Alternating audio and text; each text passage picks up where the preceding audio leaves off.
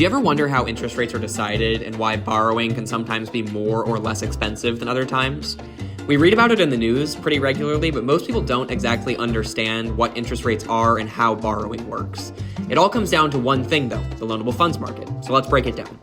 What exactly is the loanable funds market, you might be asking? In the simplest terms, it's how people who have money effectively sell money to the people that want it. The people who have the money are known as savers, and those who want it, borrowers.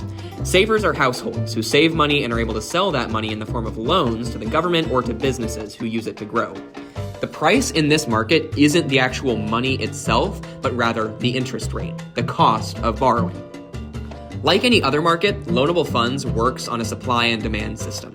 As interest rates increase, so do savings, which is our supply. When they're lower, borrowing, and thus demand, increases. Where they meet in the middle is the point of equilibrium, but this graph can absolutely change. Let's see what happens when savings increases. This could be caused by several things, like government stimulus or expectations of an economic downturn, really anything that causes savers to be more protective of their money and thus increase supply. That shifts the supply curve and ultimately lowers interest rates. As the supply of money grows, its price, in turn, diminishes. But what about when borrowing increases? This could happen when the government wants a significant development or if a large number of big firms want to invest. This shifts the demand curve. So what we see is that equilibrium point move once again. This time, though, interest rates increase. So it's a very simple supply and demand system. But ultimately, you might be wondering, why does this matter? Why does this actually need to be important to me?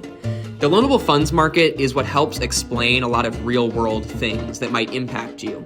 Interest rate changes can have impacts on individual savings and also access to things like mortgages for houses. And it also impacts government spending as well as changes in business investment as well.